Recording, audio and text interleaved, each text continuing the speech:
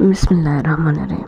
سورہ العنکبوت آیت نمبر 28 سے 35 میں اللہ پاک فرماتا ہے، اور لوط علیہ السلام کو یاد کرو جب انہوں نے اپنی قوم سے کہا کہ تم عجیب طرح کی بے حیائی کے مرتکب ہوتے ہو، کام کرتے ہو۔ تم سے پہلے اہل عالم میں سے کسی نے ایسا کام نہیں کیا۔ کیا تم لذت کے ارادے سے لونڈوں کی طرف مردوں کی طرف مائل ہوتے ہو اور مسافروں کی رہزنی کرتے ہو چوریاں کرتے ہو، اور اپنے مجلسوں میں محفلوں میں ناپسندیدہ کام کرتے ہو؟ تو ان کی قوم کے لوگ جواب میں بولے تو یہ بولے کہ اگر تم سچے ہو تو ہم پر عذاب لے آؤ۔ لوط علیہ السلام نے کہا، اے میرے رب، ان مفسد لوگوں کے مقابلے میں مجھے نصرت فتح عطا فرما۔ اور جب ہمارے فرشتے ابراہیم علیہ السلام کے پاس خوشی کی خبر لے کر آئے تو کہنے لگے کہ ہم اس بستی کے لوگوں کو ہلاک کر دینے والے ہیں، لوط علیہ السلام کہ یہاں کے رہنے والے نافرمان ہیں۔ ابراہیم علیہ السلام نے کہا کہ اس میں تو لوط علیہ السلام بھی ہیں۔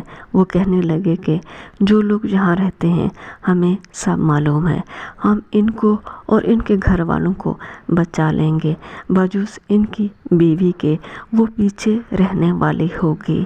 ان کی بیوی اس لیے پیچھے رہنے والوں میں بنی کیونکہ وہ اپنی قوم کے لوگوں کی حمایت کرتی تھی۔ اور جب ہمارے فرشتے لوط علیہ السلام کے پاس آئے تو وہ ان کی وجہ سے ناخوش اور تنگ دل ہوئے۔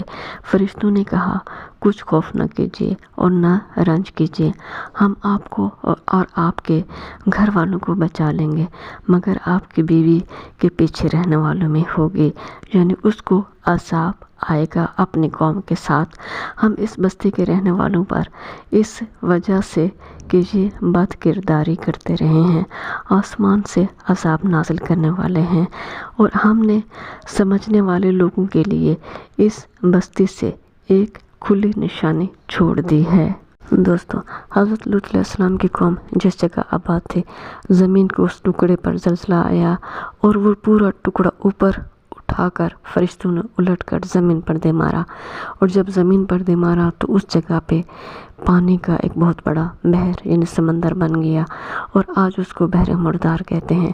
اس جگہ پر پانی میں نمکیات کی کثرت کی وجہ سے کوئی بندہ نہیں ڈوبتا، اور یہی سب سے بڑی عبرت اور اللہ کی طاقت کی نشانی ہے۔